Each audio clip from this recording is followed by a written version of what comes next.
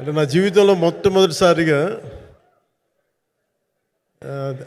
అంటే ఎప్పుడు చేశాను ఇంత నాకు పొలిటికల్ ఇంటరాక్షన్ చేశాను కానీ మీడియా మిత్రులతోటి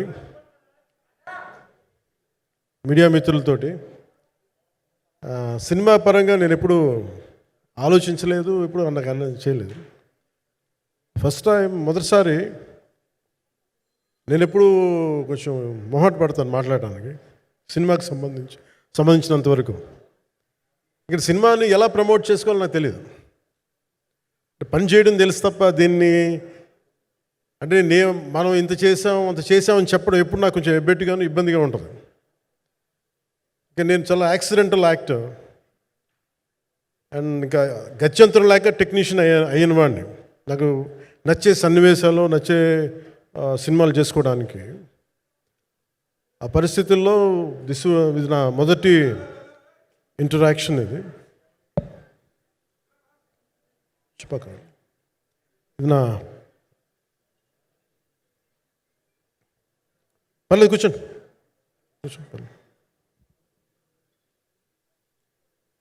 రథం గారు వస్తారు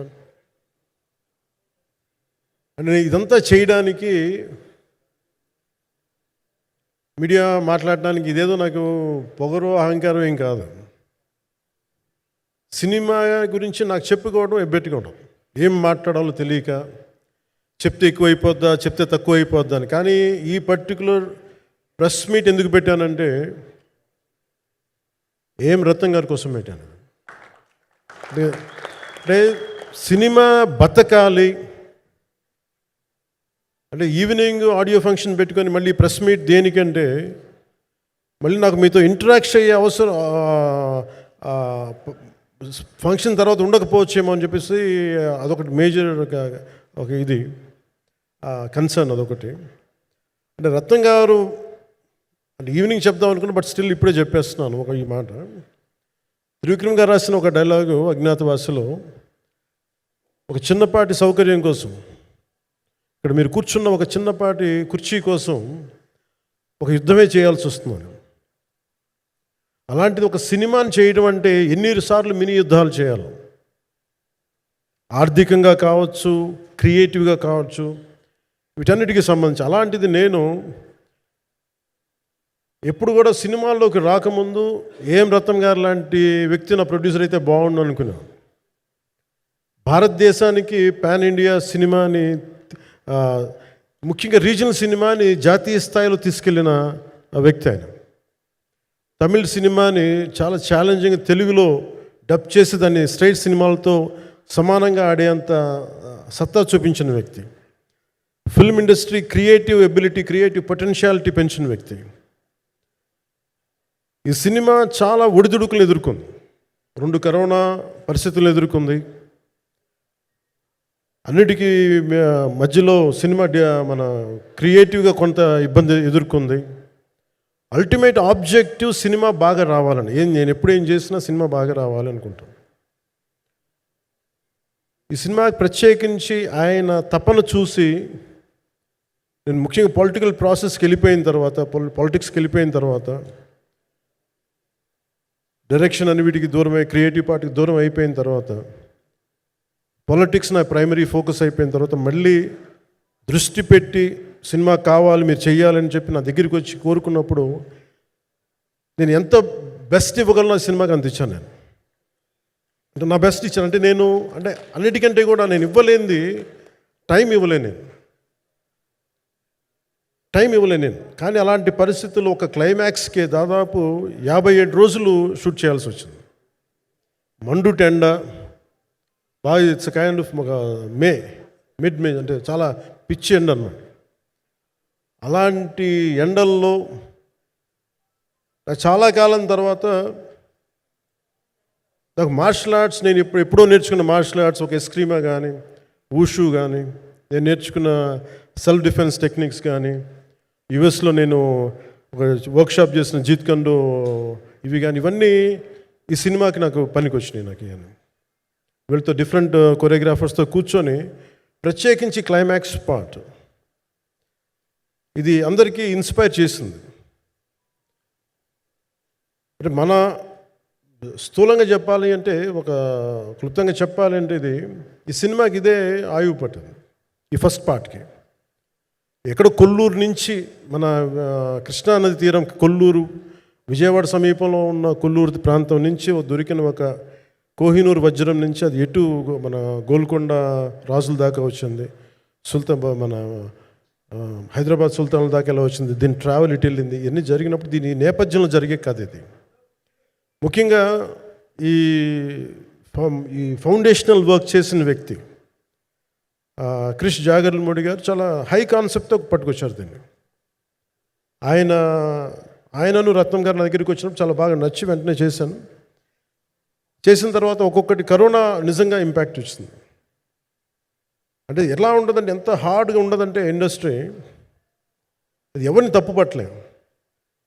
ఒకప్పుడు ఆయన వెంట చుట్టిన నిర్మాతలు, ఆయన వెంట తిరిగిన డిస్ట్రిబ్యూటర్స్, హీరోస్, అందరికి అలాంటి వాళ్ళకి ఒక నిర్మాతగా ఆయన తపన పడుతుంటే నాకు అంటే ఆయన కోసం ఖుషి తీస్తున్నప్పుడు కానీ ఆయనతోటి ఎంత సౌకర్యం ఇచ్చారంటే, అసలు మాకు 1 month ముందు ప్రీ ప్రొడక్షన్ అయిపోయి నాకు అంత సౌకర్యాన్ని ఇచ్చారు.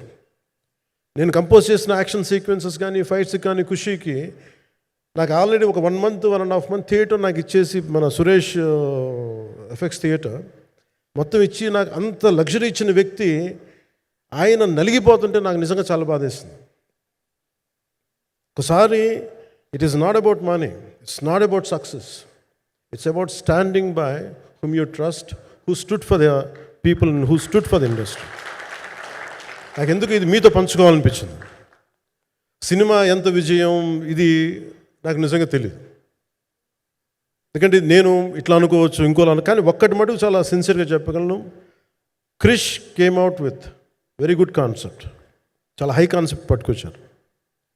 కొంత వ్యక్తిగత కారణాలు, కొన్ని ప్రొఫెషనల్ కారణాలు ఆయన ప్రాజెక్టుకి బయటికి వెళ్ళినా కానీ దీన్ని ఫౌండేషనల్ వర్క్ చేసిన క్రిష్ గారికి మనస్ఫూర్తిగా నా హృదయపూర్వక ధన్యవాదాలు తెలియజేస్తాను మా అందరి తరఫున. అలాగే తర్వాత స్టెప్ ఇన్ అయ్యింది మన జ్యోతికృష్ణ గారు. నేను ఖుషి సినిమా చేస్తున్నప్పుడు అప్పుడే లండన్ ఈ ఫిల్మ్ మేకింగ్ కోర్స్ చేసి మన డైరెక్షన్లో ఇన్స్టిట్యూట్ అంతేనా డైరెక్షన్ ఫిల్మ్ మేకింగ్ కోర్స్ చేసి అప్పుడే గ్రాడ్యుయేట్ అయ్యి వచ్చి అప్పటి నుంచి ఉన్నప్పుడు బట్ యాక్చువల్ తనతో మాట్లాడుతుంటే మోస్ట్ సెన్సిబుల్ డైరెక్టర్ అనిపించారు. ఒక టైంలో ఏమనిపించిందంటే, బయట ఉన్న మాటలు కానీ అసలు సినిమా వస్తుందా లేదా బయటికి అని ఉండేది. కానీ మాకు ఎప్పటికప్పుడు నీరసం పడిపోయినప్పుడల్లా నాకు నీరసం వచ్చేసేది. సినిమా అవ్వదా అనుకున్నప్పుడల్లా దీనికి ప్రాణవాయువునిచ్చిన వ్యక్తి కీరవాణి గారు. ప్రతిసారి నేను వర్క్ చేసి నేను ఎందుకంటే సినిమా చివరి దాకా నేను నమ్మను. ఎప్పుడు నేను ఒక సినిమాని నేనేం నమ్ముతాను, చిన్నప్పటి నుంచి వెరీ ఫార్మేటివ్ ఇయర్స్లో నుంచి కూడా ఒక మంచి సినిమా గురించి నువ్వు మాట్లాడక్కర్లా, రిలీజ్ అయితే బాగలేకపోతే ఎలాగ మాట్లాడక్కర్లా. అందుకే నేను ఎప్పుడు సినిమా క్వాలిటీ మీద దృష్టి పెడతాను తప్ప ఇంక మిగతా వాటి మీద మాట్లాడను. అందుకే నాకు ఎప్పుడు ఈ మాట్లాడటం అనే దాని మీద ఎప్పుడు దృష్టి పెట్టలేం. కానీ ఫస్ట్ టైం ఈ సినిమాకి చాలా అవసరం అనిపించింది. ఎందుకంటే ఒక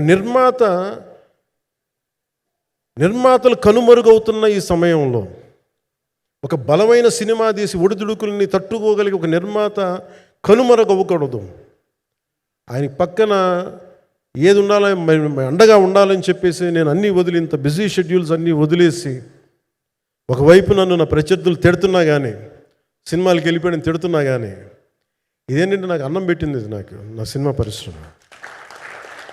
అంటే ఇక్కడున్న మిత్రులందరూ కూడా చాలామందికి నేను ఇండివిజువల్ ఇంటర్వ్యూస్ ఇచ్చాను. నేను చాలాసార్లు నాగేంద్ర కానీ మీరు కానీ చాలామందికి, వీళ్ళందరూ చాలామందికి నేను వ్యక్తిగతంగా తెలుసు.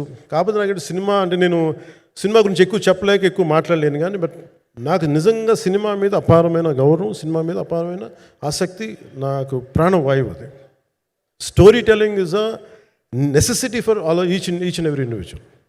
సో సినిమా అది మనకు కల్పిస్తుంది, సినిమా మనకి అలాంటి. కానీ ఈ సినిమా ప్రత్యేకించి చాలా ఛాలెంజింగ్ సర్కమ్స్టాన్సెస్లో, చాలా ఒడిదుడుకుల్లో, యాడ్వర్స్ కండిషన్స్లో కూడా మనస్ఫూర్తిగా దీన్ని ముందుకు తీసుకెళ్ళి, ఆర్థిక ఇబ్బందులు ఎన్ని వచ్చినా కానీ, అంటే నాకు పొలిటికల్గా పేరుండొచ్చు, దేశవ్యాప్తంగా నేను తెలిసి ఉండొచ్చేమో, కానీ సినిమా పరంగా వచ్చేటప్పుడు నేను చాలా హీరోస్తో కంపేర్ చేస్తే వెరీ వాళ్ళందరికంటే చాలా తక్కువ నేను.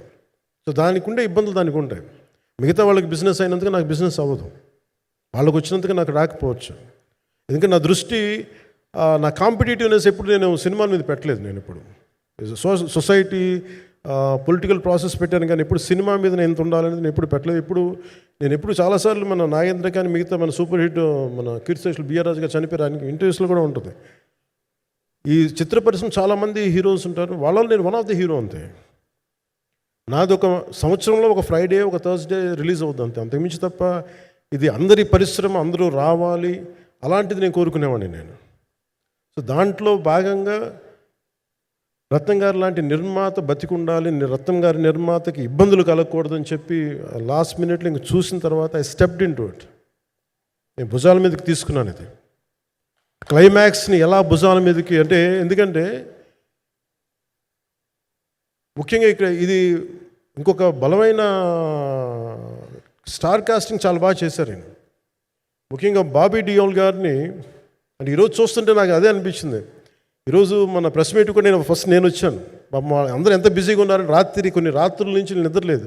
మన మనోజ్ పరమహంస గారికి కానీ, రత్నం గారికి కానీ, జ్యోతి గారికి కానీ.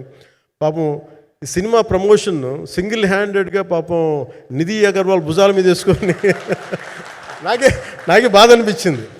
పాపం ఒక అమ్మాయి తన కెరీర్ తను చూసుకోవాల్సిన అమ్మాయి కూర్చోబెట్టి నాకే సిగ్గు అనిపించింది. I have to truly appreciate you. అంటే చాలా పాపం అన్నీ వెళ్తూ ఉంటే నాకు ఇదేంటి సినిమాని అనాథలా వదిలేశారండి అనిపించింది. సో నాకేమనిపించింది, ఈ సినిమాకి ఎవరు అనాథలా వదలలేదు, నేను ఉన్నానని చెప్పడానికి వచ్చాను ఈ రోజున. ఎందుకంటే నేను కోట్లాది మంది ప్రజలకి అండగా ఉండేవాడిని, దేశంలో ఉండే సమస్యలకి స్పందించేవాడిని. అలాంటిది తెలుగు సినిమాకి, నా సినిమాలకి మీకు తెలుసు గతంలో ఎన్నిసార్లు ఇబ్బందులు పెట్టారు. అదే మన ప్రభుత్వం అక్కడికి రాగానే వెంటనే సాధారణంగా హృదయ కవాటాలు తెరిచి మరి ఆహ్వానించాం. ఏమీ కృతజ్ఞత కూడా ఆశించలేదు. అంత చిత్ర పరిశ్రమను అంత గుండెల్లోకి తీసుకుంటాం.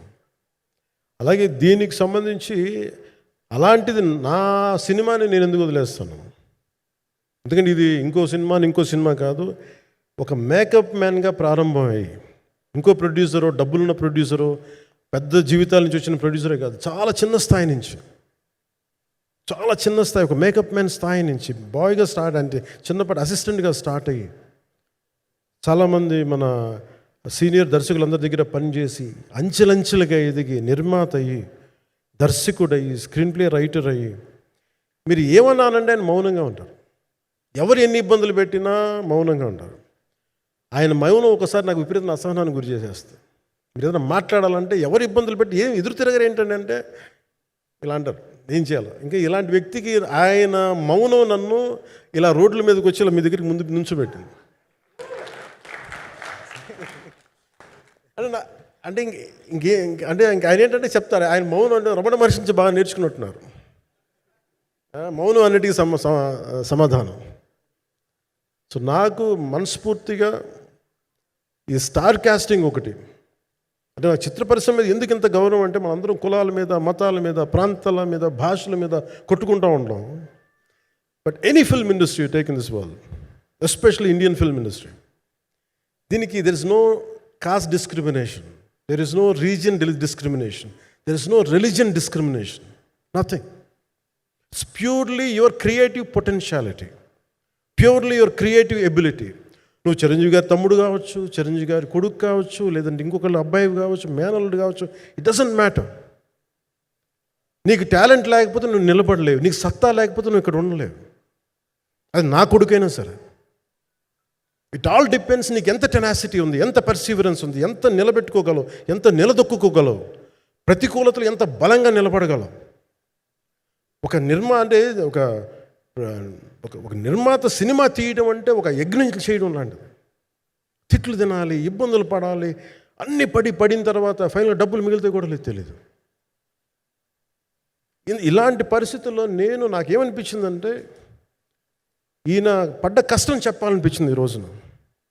ఈ ప్రెస్ మీట్ తాలూకు ముఖ్య అంశం, ఒక చిన్న స్థాయి నుంచి వచ్చిన వ్యక్తి నిర్మాతగా ఎదిగి ఆయనకున్న పాపం ఆయన మంచితనం ఆయన్ని శాపంగా అవ్వకూడదని చెప్పి ఒక ఉద్దేశంతో ఆయన మంచితనం చెప్పాలి, ఆయన ఒక మంచి సినిమా చేశారని చెప్పడానికి నేను ఈ రోజున మీ ముందుకు వచ్చాను. ఎందుకంటే నేనేం నమ్ముతానంటే సినిమా బాగుంటే ఎలాగో చూస్తారు, దీని గురించి చెప్పక్కర్లేదు. సినిమా బాగాలేకపోతే ఎలాగో చూడరు.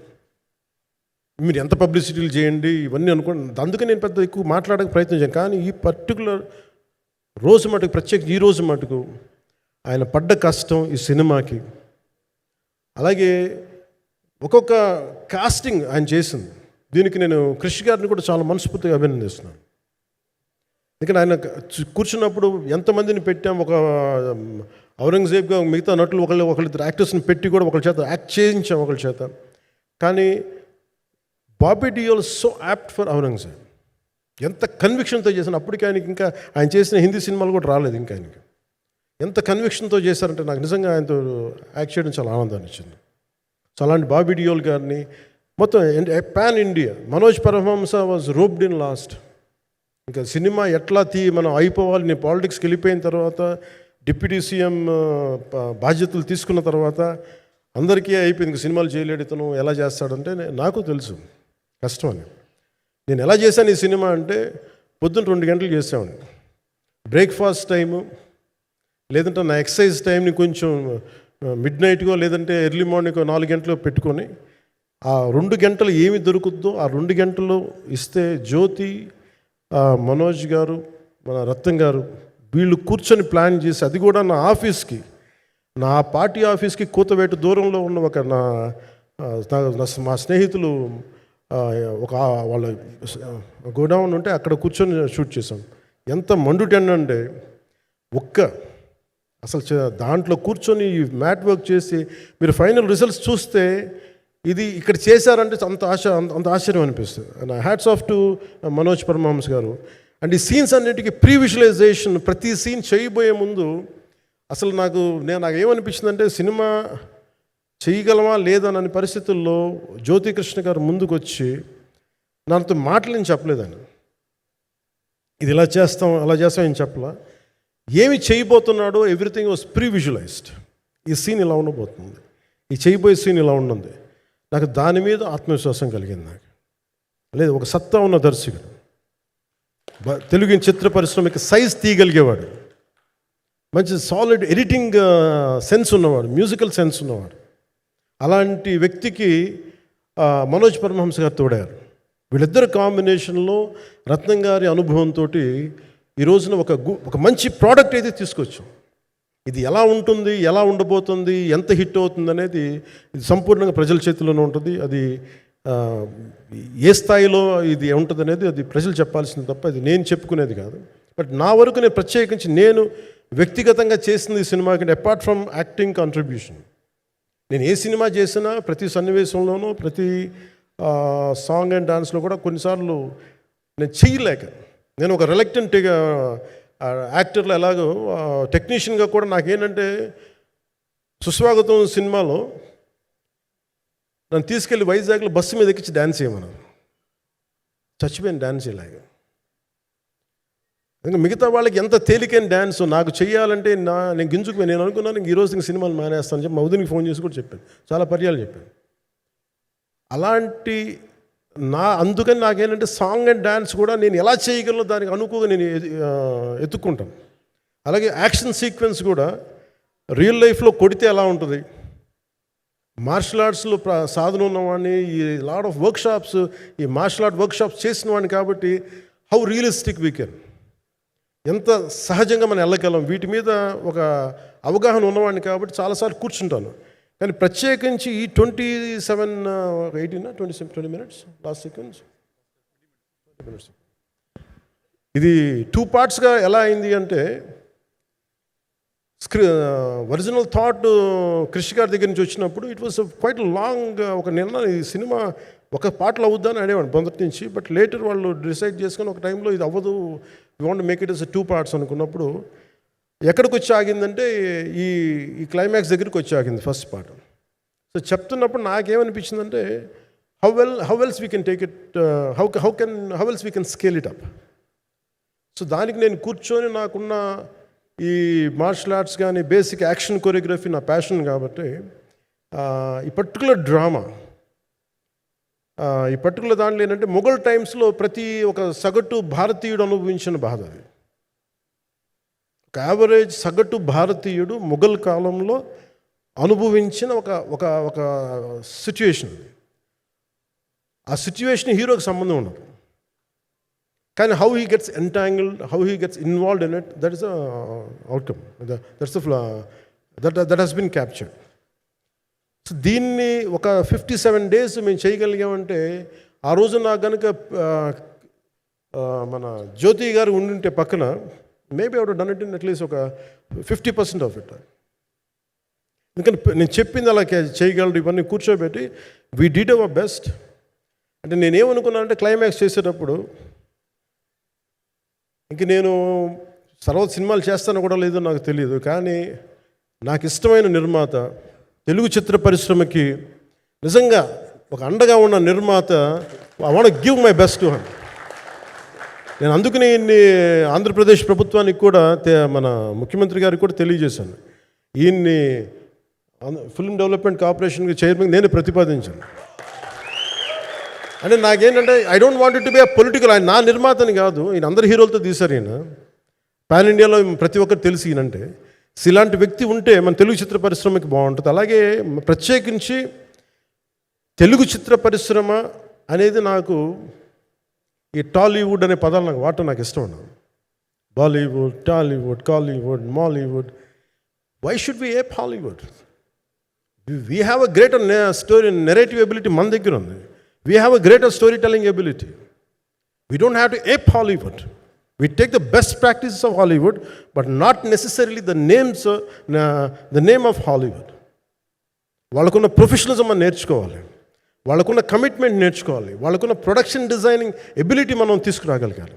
సో ఇవన్నీ నేను నా పరిధిలో ఈ రోజున ఆంధ్రప్రదేశ్ ప్రభుత్వంలో ప్రత్యేకించి ఈ శాఖ నా పరిధిలో ఉంది కాబట్టి దానికి ఆయన పేరు ప్రతిపాదించాను. నా ఉద్దేశం ఏంటంటే తెలుగు చిత్ర పరిశ్రమ తెలంగాణలో ఉన్న, కర్ణాటకలో ఉన్న, చెన్నైలో ఉన్న, ఏదైనా సరే తెలుగు చిత్ర పరిశ్రమ, భారతీయ చిత్ర పరిశ్రమకి చాలా మంచి జరగాలి, ఇలాంటి వ్యక్తి ద్వారా ఏదైనా చేద్దామని ఒక ఉద్దేశంతో ఆయన పేరు ప్రతిపాదించాను.